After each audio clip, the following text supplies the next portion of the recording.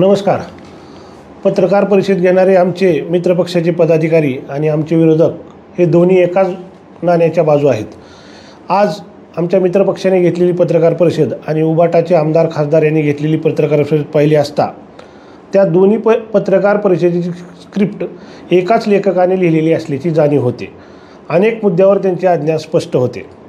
वास्तविक पालकमंत्र्याच्या पत्रानंतर स्थगिती देण्यात आली हे सर्वश्रुत असताना देखील स्थगिती फडणवीस सरकारने दिली असे वारंवार सांगणे हे त्यांच्या हेतूवर प्रश्नचिन्ह निर्माण करते.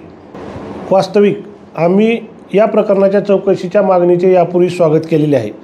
मात्र निविदा प्रक्रियेबरोबरच खालील गोष्टींचीही चौकशी व्हायला हवी.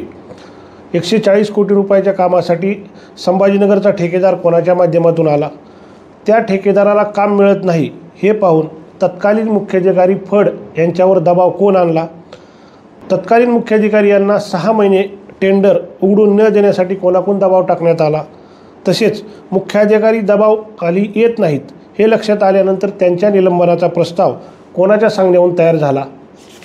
गेली 9 महिने ही प्रक्रिया रखडवण्यासाठी विविध व्यक्तीच्या माध्यमातून अडथळे निर्माण करण्याचे काम कोण केले, अखेर ज्याला कंत्राट मिळाले त्या ठेकेदारासोबत वाटाघाटीसाठी बैठका कोण घेतल्या. आम्ही पत्रकार परिषदेत स्पष्ट भूमिका मांडली होती की या विषयाबाबत आमच्या विरोधकांनी माननीय पालकमंत्र्यांना चुकीची माहिती देत त्यांचा गैरसमज निर्माण केलेला आहे.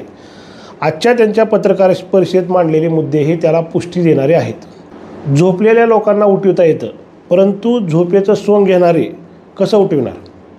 सगळं माहीत असून पण वेगळीच भाषा बोलणाऱ्यांना आम्ही काय बोलावं. धाराशिव शहरातील जनतेला न्याय आणि दिलासा मिळेपर्यंत भारतीय जनता पक्षाचा पाठपुरावा सुरूच राहील. धन्यवाद.